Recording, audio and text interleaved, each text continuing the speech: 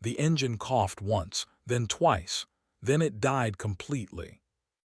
3,000 feet above suburbia, my hands gripped the controls as the helicopter began its deadly descent toward the neighborhood below.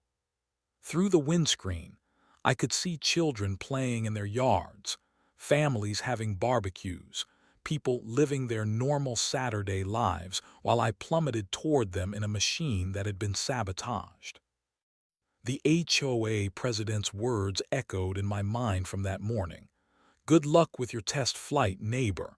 I hope everything goes exactly as planned." His smile had been too wide, too confident. Now I understood why. As I fought to control the spinning aircraft, one thought burned through my terror. They had tried to kill me. The HOA board had actually tried to murder me over a property dispute, but they had made one critical mistake. I was still alive, and I was about to land this helicopter right in their front yard. My name is Michael, and I have been flying helicopters for 15 years. When I moved to Willowbrook Estates 3 years ago, I thought I had found the perfect place to start my dream business. The property was ideal. 5 acres of flat land, perfect for a helicopter pad, with enough space to build a hangar and office for my aviation tour company. What I did not know was that the Willowbrook HOA operated like a criminal organization. The trouble started the day I submitted my business permit application to the county. Within hours, I received a certified letter from the HOA board. The letter was polite but firm. They would not allow commercial aviation on residential property. Period. I read through the HOA covenants carefully. There was nothing preventing my business. The restrictions mentioned excessive noise and unsightly structures, but my helicopters would operate during daylight hours only, and the hangar would be architecturally consistent with the neighborhood aesthetic. At the next HOA meeting, I presented my case to a room full of neighbors. Most seemed supportive or indifferent. A few even expressed interest in helicopter tour of the local mountains. Everything seemed reasonable until HOA President Richard Blackwood stood up. "This is a residential community," he announced, his voice dripping with authority. "We moved here for peace and quiet, not to live next to an airport." Blackwood was a retired insurance executive who treated the HOA like his personal kingdom. He owned the largest house in the development and had connections throughout local government. When he spoke, the other board members nodded like trained seals. "The county has already approved preliminary permits," I explained. "I just need final HOA approval for the construction." "Which you will never receive," Blackwood replied coldly. That night, I discovered the real reason for his opposition. My property bordered the main entrance to the development. Blackwood had been quietly assembling parcels near the entrance for a commercial project of his own, a luxury shopping plaza that would require my land to be viable. He had tried to buy my property twice before I moved in. Both offers had been rejected by the previous owner. Now, he was using the HOA to force me out. The next 6 months became a war of attrition. Every permit application I submitted was met with HOA objections. Every design modification I made was deemed insufficient. Blackwood filed complaints with the county, the State Aviation Authority, and even the federal FAA. I hired an attorney who confirmed what I already knew. The HOA had no legal right to block my business, but they could delay it indefinitely with bureaucratic challenges. "They are trying to bleed you dry with legal fees," my lawyer explained. "Eventually, they hope you will give up and sell." Instead, I dug in deeper. I refinanced my house to pay for the legal battle. I documented every harassment attempt, every frivolous complaint, every abuse of power. If Blackwood wanted a war, he would get one. The breakthrough came when the State Aviation Authority grew tired of the HOA's interference. They issued a final ruling that my business was legally compliant and would proceed with or without HOA approval. Blackwood's response was swift and vicious. If he could not stop my business through legal channels, he would destroy it through other means. That was when he proposed the safety demonstration. The letter arrived on official HOA letterhead, signed by all 5 board members. It was written in the language of concerned citizens, but I could see Blackwood's fingerprints all over it. Given the serious safety concerns raised by community members regarding helicopter operations in a residential area, the HOA board requires a public demonstration flight to ensure proper safety protocols are followed. The letter went on to explain that I would need to complete a test flight using an aircraft provided by the HOA's aviation consultant to eliminate any concerns about mechanical reliability or pilot competence. The flight would be observed by community members and recorded for documentation purposes. I called my attorney immediately. "Can they legally require this?" I asked.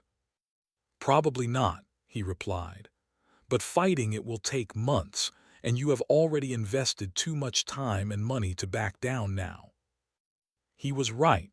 I had spent my life savings on this business. I could not afford to delay any longer. The helicopter arrived on a Tuesday morning. It was a Robinson R-44, the same model I had trained on years earlier. From the outside, it looked pristine. Fresh paint, clean windscreen, properly maintained rotor blades. But something felt wrong. I requested a pre-flight inspection by my own mechanic, but the HOA claimed their aviation consultant had already completed all necessary safety checks. Any additional inspections would imply distrust of their expert, which could be grounds for canceling the entire demonstration. I was trapped. Refuse the test, and they would claim I was afraid to prove my competence. Accept it, and I would be flying an aircraft I had not personally inspected. On the morning of the flight, Blackwood and the other board members gathered in the community center parking lot with folding chairs and video cameras. They had invited neighbors to witness what they clearly expected to be my humiliation. "Just remember," Blackwood said as I approached the helicopter, "the whole community is watching. We want to make sure you can handle the responsibility of operating dangerous equipment in our neighborhood." His smile was predatory, confident, like a man who knew exactly how this would end. I completed my walk-around inspection, checking everything I could see from the outside. The helicopter looked perfect, too perfect. In 15 years of flying, I had never seen a rental aircraft this pristine. During the pre-flight engine check, I noticed the first red flag. The engine temperature was running slightly higher than normal, not enough to abort the flight, but enough to make me nervous. The second warning came during the radio check. Static interference that should not have been present with new equipment. By the time I was strapped in and ready for takeoff, my instincts were screaming that something was wrong. But I had no choice. Half the neighborhood was watching, cameras were rolling, and my entire future depended on completing this flight successfully. As I lifted off, I caught a glimpse of Blackwood through the helicopter's side window. He was not watching me with the concern of a neighbor worried about safety. He was watching me with the anticipation of a man waiting for a show. 20 minutes later, I understood why. The engine failure was not mechanical, it was sabotage. And I was 3,000 feet above suburbia in a helicopter that had been designed to kill me. The first sign of trouble came at 2,000 feet, a slight vibration in the cyclic control that should not have been there. I checked my engine instruments. Everything appeared normal, but the vibration was getting worse. At 2,500 feet, the engine temperature spiked beyond the red line. I immediately began scanning for emergency landing sites while calling air traffic control. Mayday, Mayday. This is helicopter November 478 Delta Mike. I have an engine emergency and need immediate vectors to the nearest airport. Roger, helicopter November 478 Delta Mike. Turn heading 270. Nearest airport is 5 miles southwest of your position. 5 miles. In a helicopter with a failing engine, that might as well have been 50 miles. At 3,000 feet, the engine began making sounds that 15 years of flying had taught me to fear. Metal grinding against metal, components failing under stress. The helicopter was dying beneath me. I reduced power and began a controlled descent, but I knew I would never make it to the airport. Below me, the Willowbrook Estates neighborhood spread out like a miniature model village.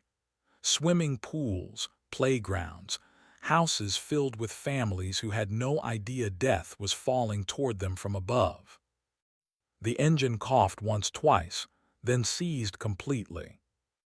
Suddenly, I was flying a 3,000-pound brick with rotors. In the eerie silence that followed the engine failure, my training took over. Auto-rotation. The emergency procedure that every helicopter pilot practices but hopes never to use. I had to use the helicopter's falling motion to keep the rotor blades spinning and maintain enough control to reach the ground alive. But alive was not guaranteed, and neither was avoiding the houses below me. I had seconds to choose a landing site. To my left was a residential street lined with cars and children's bicycles. To my right was a playground filled with Saturday morning families. Straight ahead was a row of houses with backyard barbecues and swimming pools. And directly in front of me, like a gift from the aviation gods, was the Willowbrook Estates Community Center, the same building where Blackwood and his board had gathered to watch my flight.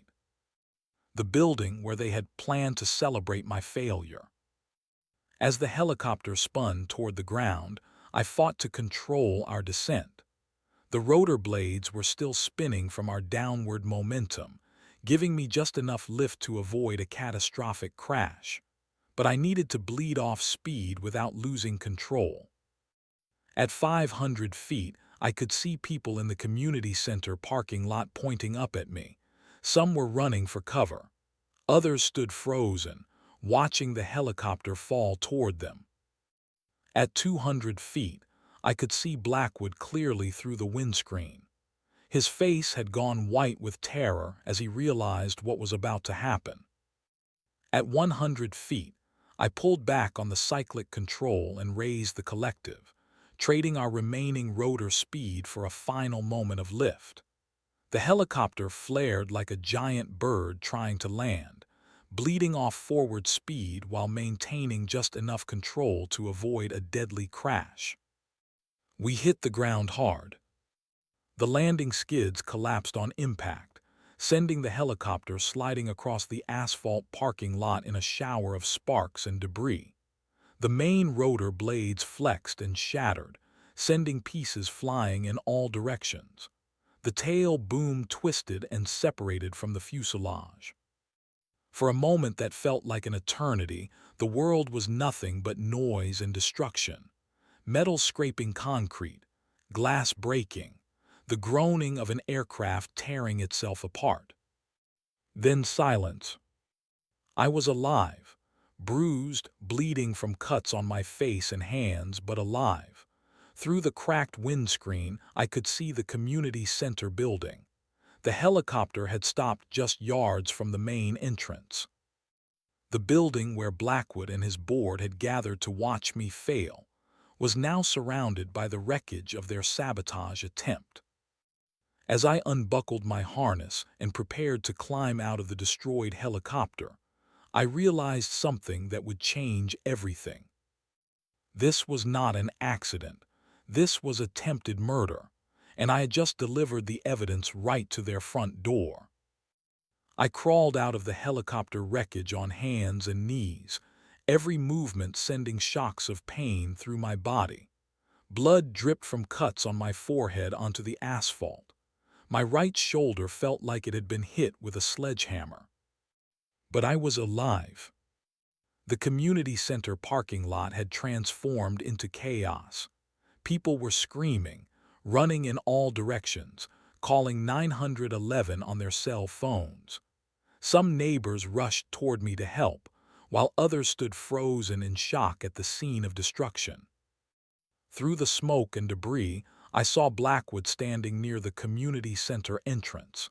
His face was pale, his mouth hanging open in disbelief. The video camera in his hands was still running, but his confident smile had vanished completely. This was not how he had planned for this day to end. "Are you okay?" A neighbor named Sarah knelt beside me, her voice shaking. "Do not try to move. The ambulance is coming." "I am fine," I managed to say, though my voice sounded strange and distant. "Just bruised." But I was not thinking about my injuries. I was thinking about the helicopter, about the engine failure that had nearly killed me, about the way Blackwood had smiled when I took off. Within minutes, the parking lot filled with emergency vehicles.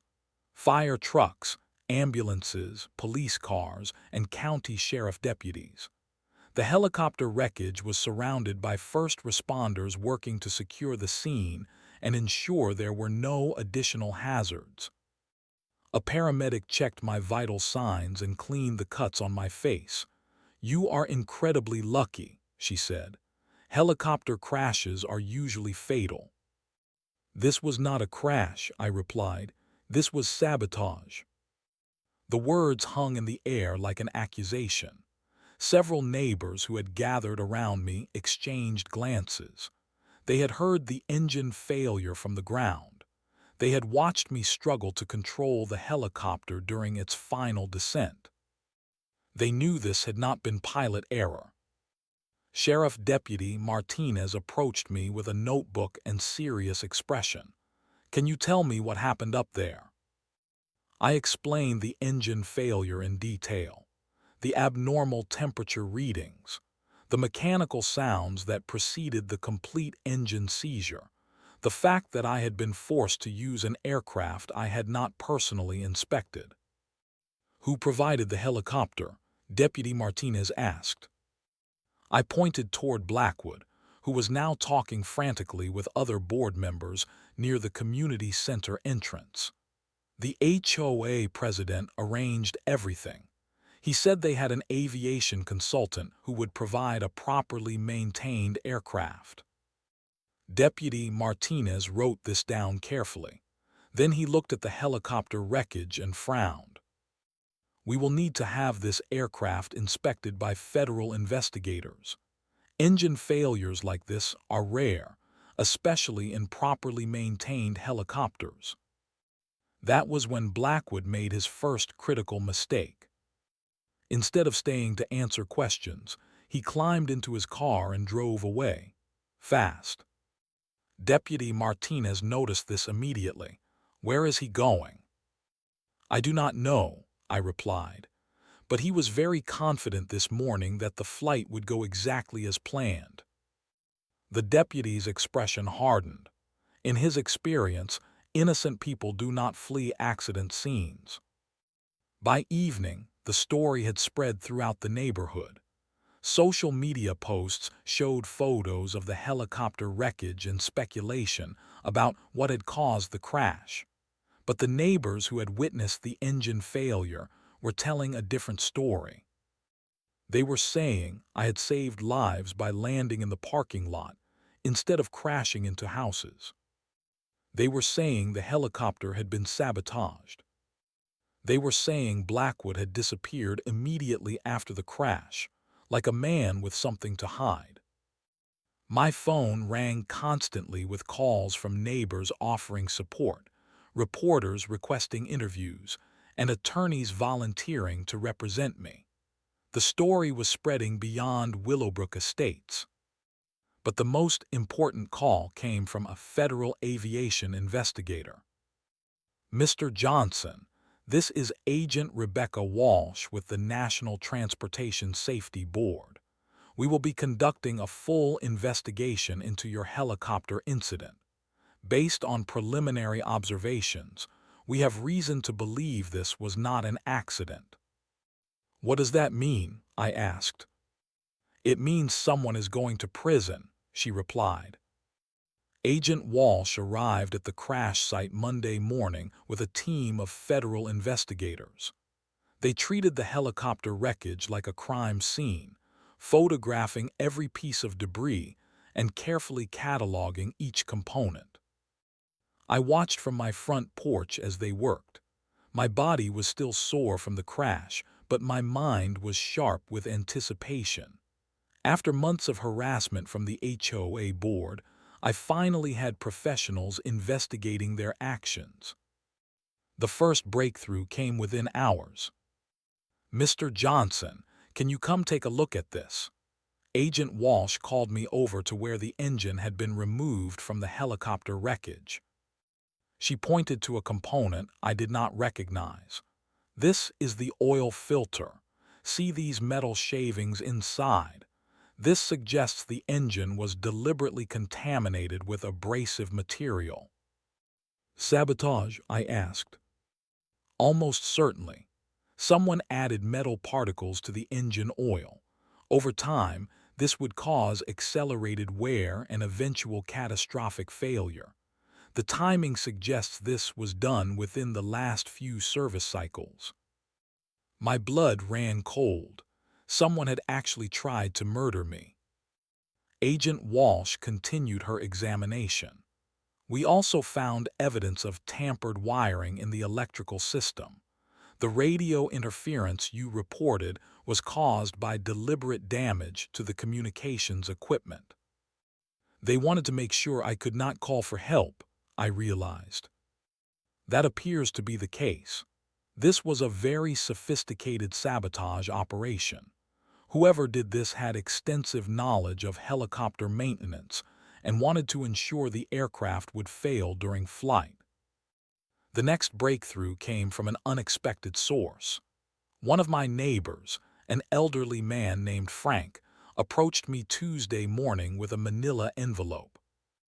"I thought you should see this," he said nervously. "I was walking my dog Saturday morning and saw some men working on the helicopter before your flight." Inside the envelope were photographs taken with a telephoto lens. They showed two men in coveralls accessing the helicopter's engine compartment. One of the men was holding what appeared to be a small container.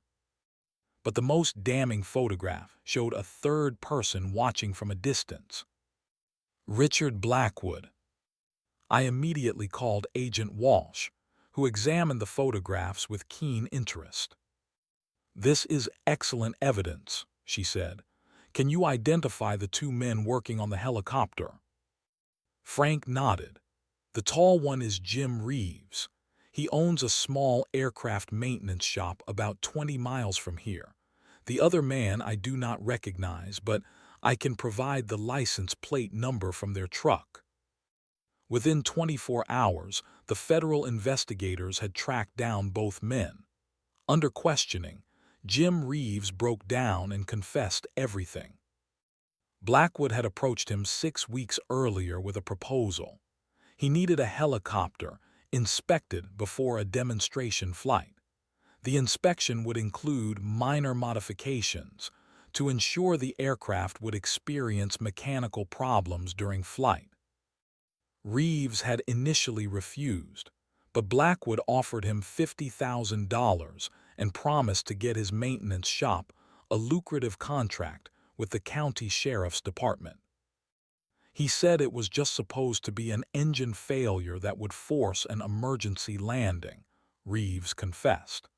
He said the pilot was experienced and would be able to land safely. He just wanted to embarrass the guy and get him out of the neighborhood. Agent Walsh was not buying this explanation. You contaminated the oil with metal particles and damaged the electrical system. That was not designed to cause an embarrassing emergency landing. That was designed to cause a fatal crash. The second mechanic, a man named Torres, provided even more damaging testimony. He had recorded conversations with Blackwood on his cell phone, including one where the HOA president explicitly stated his intent. If this pilot dies in an accident, it solves all my problems. The community will never allow helicopter operations after a fatal crash. The recorded conversations were played for me in Agent Walsh's office. Hearing Blackwood casually discuss my murder was more chilling than the actual crash. This man had been my neighbor for 3 years. I had spoken with him at community barbecues and HOA meetings. And he had tried to have me killed over a property dispute. But the investigation was far from over. Federal agents had obtained warrants to search the homes and offices of all 5 HOA board members. What they found revealed a conspiracy that went far beyond helicopter sabotage. Financial records showed that Blackwood had been embezzling money from HOA dues for years. The other board members had been receiving kickbacks from contractors who overcharged for community maintenance projects. My helicopter business had threatened more than just Blackwood's development plans. It had threatened to bring outside attention to a neighborhood where corruption had been hidden for years. By Friday, all 5 HOA board members were under arrest on federal charges including conspiracy to commit murder, fraud, embezzlement, and racketeering. The local news coverage was extensive. HOA Conspiracy Exposed was the headline in the county newspaper. Television reporters interviewed neighbors who expressed shock at the depth of corruption in their community leadership. But the most satisfying moment came when I received a call from Agent Walsh with the final piece of the puzzle. "We found the smoking gun," she said. "Blackwood's computer contained detailed emails planning your murder and discussing how to cover it up afterward. He is going to prison for a very long time." The federal courthouse in downtown Phoenix became the stage for justice 6 months later. I sat in the witness box, facing the 5 former HOA board members who had tried to have me killed. Blackwood looked smaller than I remembered. The confident insurance executive who had once ruled Willowbrook Estates now wore an orange jumpsuit and defeated expression. The other board members sat with their heads down, refusing to make eye contact.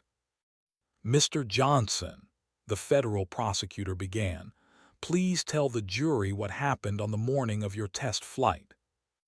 I described the sabotaged helicopter, the engine failure, and the emergency landing that had nearly killed me. As I spoke, the prosecutor displayed photographs of the crash scene and the damaged engine components. "Were you aware that the defendants had conspired to sabotage your aircraft?" "No," I replied. "I trusted them. They were my neighbors, and I believed they were genuinely concerned about aviation safety in our community." The prosecutor then played the recorded conversations between Blackwood and the mechanics he had hired.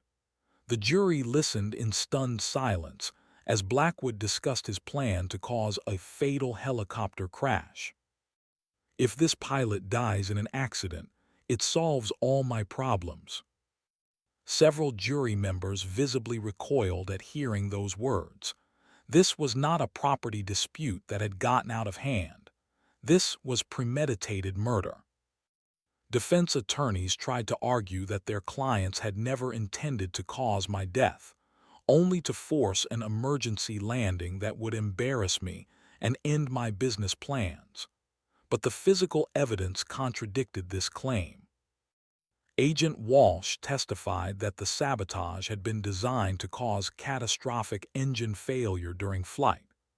The metal contamination in the oil and the damaged electrical systems were consistent with an intent to kill, not merely inconvenience. This was not a prank or harassment, she explained to the jury. This was a sophisticated murder plot disguised as an accident. The jury deliberated for less than 2 hours. Guilty on all counts. Blackwood received 25 years in federal prison for conspiracy to commit murder, plus additional time for fraud and embezzlement. The other board members received sentences ranging from 5 to 15 years. But the criminal convictions were only the beginning. My civil attorney had filed lawsuits against all 5 defendants seeking damages for the attempted murder, emotional distress, and destruction of my business. The settlements were substantial. Blackwood was forced to sell his house, his cars, and his retirement accounts to pay my judgment alone. The other board members liquidated their assets as well. The total settlement exceeded $2 million. More importantly, the HOA itself was dissolved by a unanimous vote of the community. The corruption had been so systemic that neighbors no longer trusted any form of association governance. "We just want to live in peace," one neighbor told a reporter. "No more power-hungry board members, no more harassment, no more attempted murder over property disputes." The most satisfying moment came when Blackwood was led away in handcuffs after his sentencing. As he passed my table in the courtroom, he finally looked directly at me. "I hope you are happy," he said bitterly. "I am alive," I replied. "That is more than you planned." The judge ordered him removed from the courtroom immediately. Outside the courthouse, reporters asked me how it felt to see justice served. "It feels like validation," I said. "For months, people told me I was paranoid for thinking the HOA was targeting me. Now everyone knows I was right." But the real victory was still to come. With the settlement money and the dissolved HOA no longer blocking my permits, I finally had the resources and freedom to build my helicopter tour business. Exactly as I had planned from the beginning. 2 years later, I stood in the hangar I had built on my property, watching mechanics perform routine maintenance on my fleet of 3 helicopters. Mountain Vista Helicopter Tour was booked solid through the end of the year. The business that Richard Blackwood had tried to prevent with sabotage and murder was now the most successful helicopter tour company in the region. The irony was not lost on me. The settlement money from my would-be killers had funded the exact business they tried to destroy. Every helicopter in my fleet, every employee on my payroll, every satisfied customer who left a 5-star review was a testament to their failure.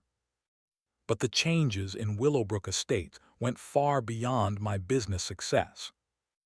Without the corrupt HOA board, the neighborhood had transformed into a genuine community. Property values had increased 20% since the dissolution.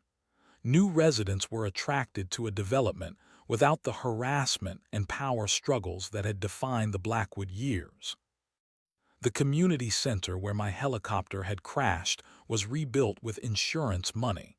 The new building featured a small memorial garden dedicated to honest governance and neighborhood cooperation. The irony was thick, but appropriate. My neighbors, who had once been divided by HOA politics, now worked together on voluntary improvement projects. Street parties were organized by rotating committees. Playground equipment was maintained by parent volunteers. Snow removal was handled by neighbors helping neighbors. Everything the HOA had claimed to provide, the community now provided for itself without corruption or coercion. Frank, the neighbor who had photographed the helicopter sabotage, became an unlikely hero in the story. His quick thinking and telephoto lens had provided crucial evidence that led to the convictions. He was featured in a national magazine article about citizen journalism and community whistleblowing. "I just did what any decent person would do," he told the reporter. "When you see evil, you document it and report it. You do not look the other way." The mechanics who had sabotaged my helicopter were also convicted and sentenced to federal prison. Jim Reeves lost his aircraft maintenance license permanently and served 3 years. Torres, who had provided the recorded conversations, received a reduced sentence in exchange for his cooperation. Both men expressed remorse for their actions, but the damage was done. Their careers were destroyed, their families were bankrupted by legal fees, and their reputations were permanently tarnished. On the 3rd anniversary of the helicopter crash, I took a special flight over Willowbrook Estates. My passenger was a television reporter working on a documentary about HOA corruption and community reform. As we flew over the neighborhood, I pointed out the changes that had occurred since the dissolution of the board. "That is where Blackwood used to live," I said, indicating a house that had been sold to pay my settlement. "The new owners are a young family with 3 children. They love the neighborhood." "And that is the community center where you crashed," the reporter noted. "Where I landed," I corrected.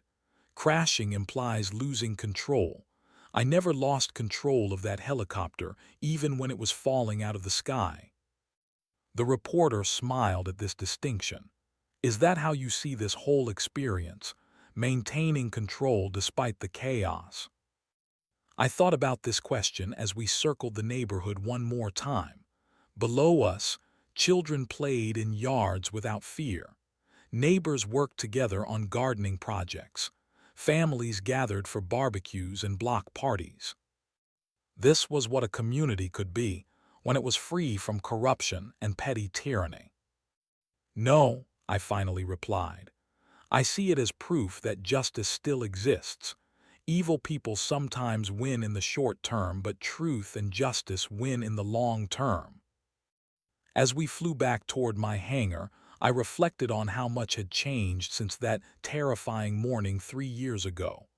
Blackwood and his conspirators were in prison. My business was thriving. The neighborhood was peaceful and prosperous. And every day, I got to do what I loved: fly helicopters over the beautiful landscape I called home.